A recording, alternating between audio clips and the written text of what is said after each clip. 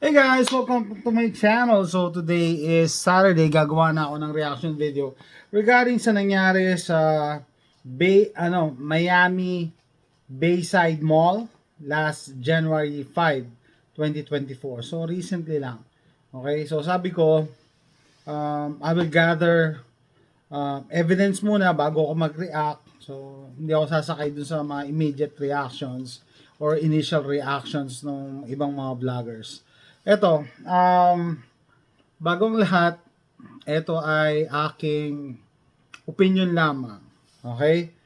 And base sa aking opinion, I know mayroong hindi mag-agree dito, no? Totoo ang aliens. Totoo ang aliens. And siguro, gagawa ko ng separate video para hindi para convincing kayo, para i-present sa inyo yung mga na-research ko. I'm a big fan of Ancient Aliens. They did the research for us, no? And ano pa? Syempre, merong hindi maniniwala. Sagutin ko rin yung comment. Bakit daw sa Ancient Aliens, sa Ancient Alien Theory, bakit daw palaging question mark, hindi raw statement? Kasi hindi ka pwedeng mag-declare na na ito yung totoo, no? Hindi pwedeng statement. Pinag-iisip ka nila, no? Ikaw ang mag-conclude bakit naging ganito. Yun ang approach nila. Hindi nga nila pwedeng sabihin na ito yung totoo. Bakit? Kasi kailangan ng repeatable evidence, which is mahirap hagilapin. Okay? So, ano muna tayo? Mag-concentrate tayo sa aliens sa Miami. Okay, so doon sa hindi nakakaalam, may kaguluhan sa mall sa Miami, Florida. Okay? Tapos marami daw mga kabataan na nanggugulo doon. Tapos nag-respond daw yung mga pulis. Ang nakakapagtaka lang, sobrang dami ng pulis na nag-respond. And titignan nyo sa footage, wala naman kayong makitang mga tao na kinokontrol nila, no? So initially may separate footage yung mga tao ng mga kabataan ng gugulo, pero pag nakita niyo yung linya ng mga sasakyan, ano ba binabantayan nila? And sobrang dami. Okay, so ano na lang, pakita na lang na yung footage. Yan, mamaya magre-react tayo dyan.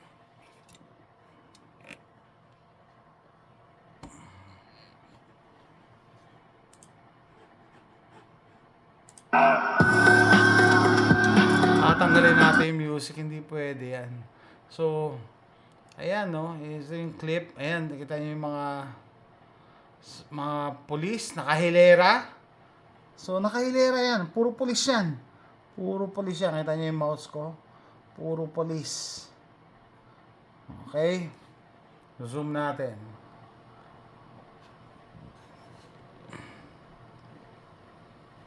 Kita nyo yung dami ng mga police cars. Ano to ha? Aerial footage to. Ay, hindi yan totoo. Huwag na nga to. Kalokohan to. Hindi yan. Ito ang yan ako sa inyo. Papakita ko sa inyo. Yan, ganyan kadaming police na nagresponde. Hyundai Palisade versus Ford Explorer. Patanggalin natin yung music kasi para hindi tayo ma-copyright. Pero, yan. Basically, yan, tapas lang natin. Yan kita nyo yung footage. Aerial footage to ng Ito, may eyewitness. Anyway, hindi ko yan kailangan. Hindi natin kailangan yan. Natin kailangan yung BS niya. Ang nakakapagtaka lang kasi dito, no? Yung Miami Police, todo deny sila. Yun yung nakapagtaka eh. Kasi, di ba, ano yung expect nyo? Di ba, pagka meron talagang alien at nakita nila, ito yung expect nating reaction. Gusto ko yung footage na, ang gulo nitong footage na to. Wala naman nakita mga tao, di ba?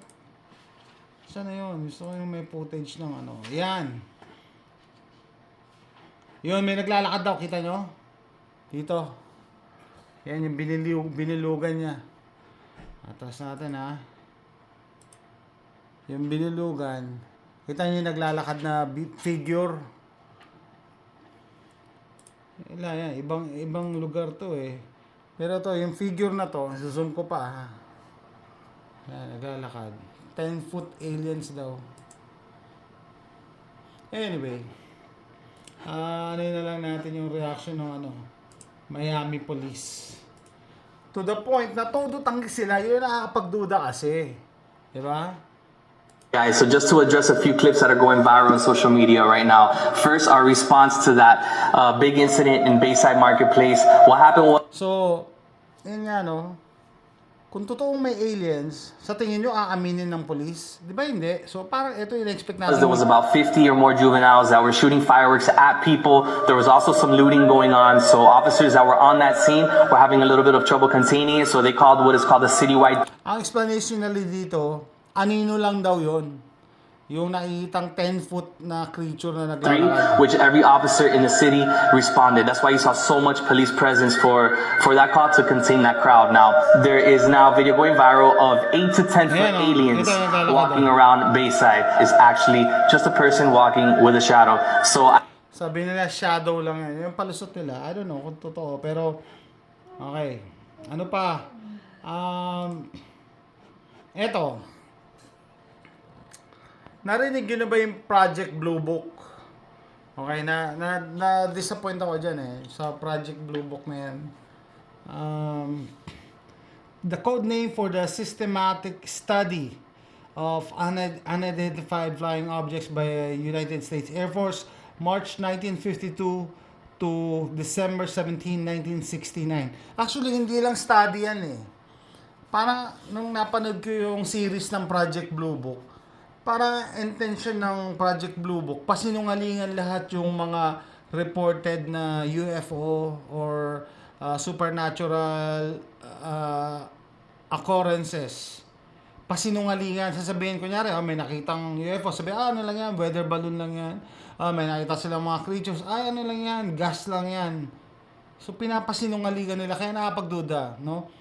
Talaga, nakakapagduda talaga. So, kita nyo yung summary. Ayan no UFO reported, investigated, evaluated by the Air Force. Yan ang kinalabasan ng study. There was no evidence submitted to or discovered by the Air Force. There was no evidence, blah blah blah. So, anong nangyari nga, yung Project Blue Book, basically, ginawa yung project na yan, para pasinungalingan, para magsinungaling sa publiko kung ano yung totoo. Okay. No, so sinabi ko nung umpisa, totoo ang aliens, 'di ba? Pangalawa, may Project Blue Book para pasinungalingan na sabihin, wala yan, di totoo yung mga aliens na yan. Okay?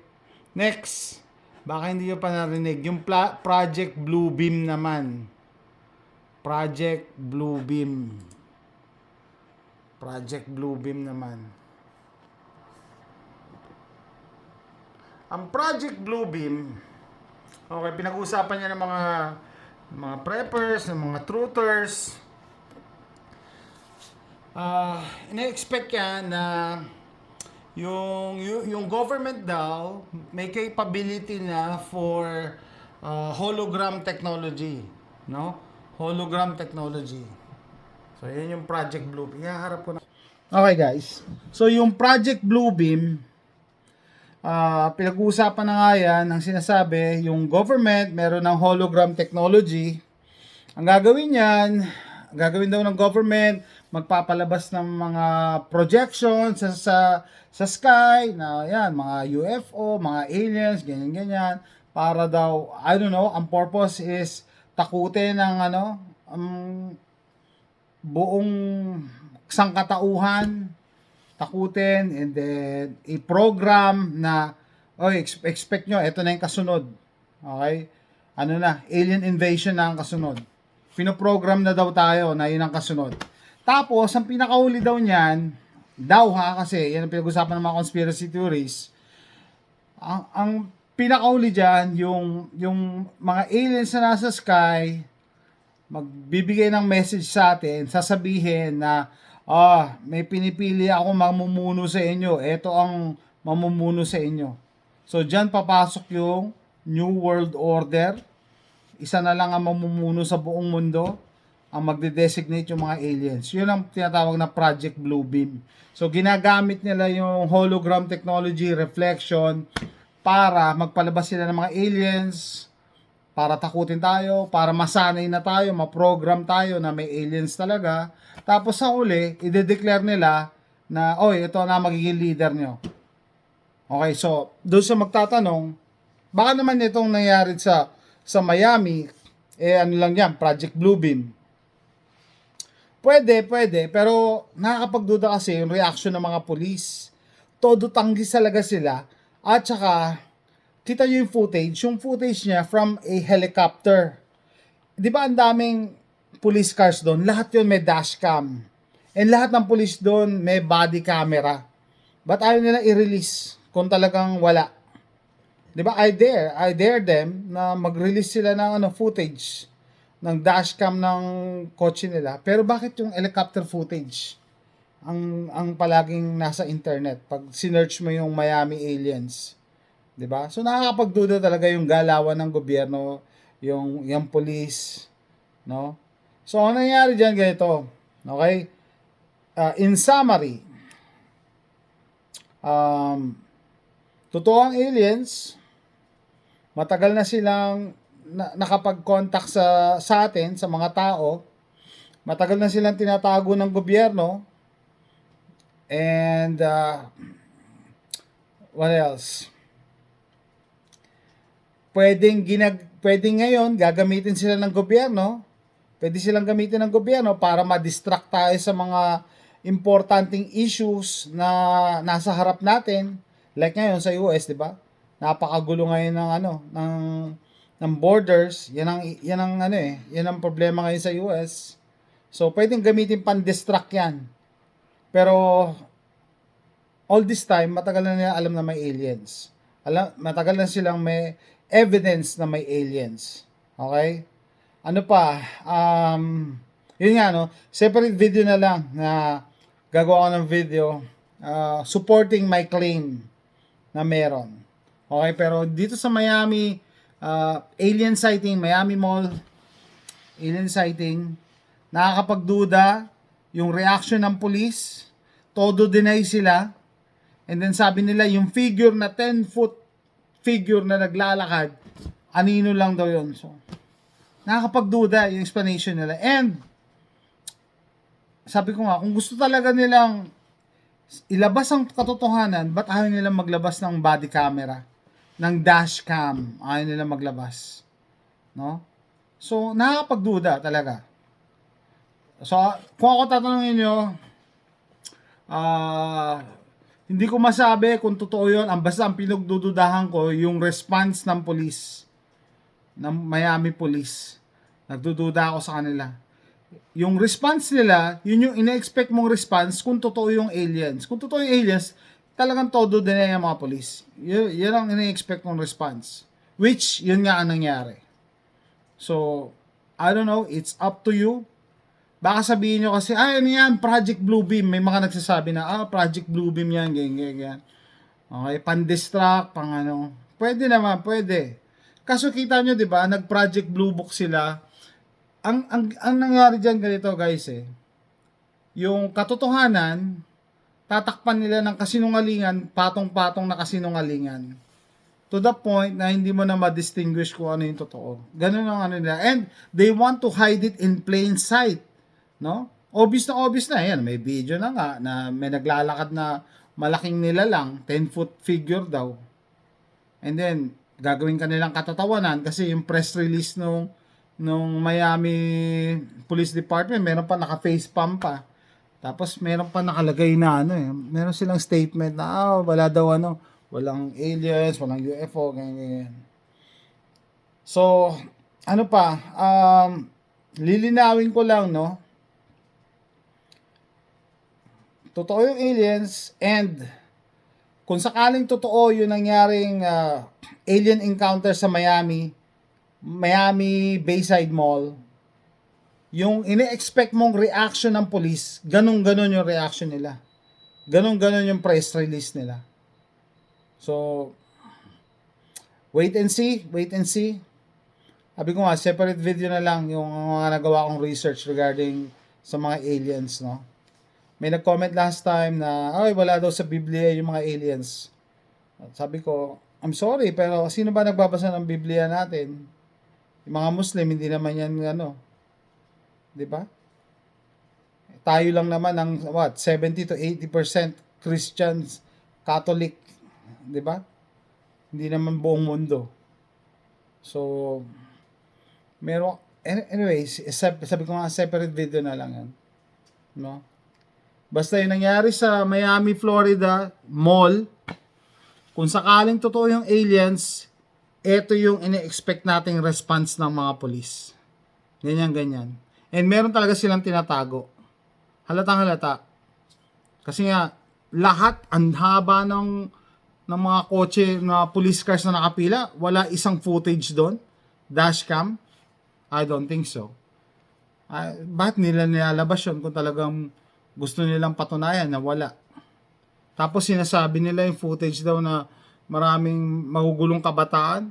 Doon sa lugar na may mga pulis, wala namang mga kabataan yun. Separate footage yun. And yet, wala tayong walang dashcam na nanguhuli sila ng mga kabataan. So, kaduda-duda. And I believe na meron silang tinatago. So, comment down below. Let me know what you think. Bye.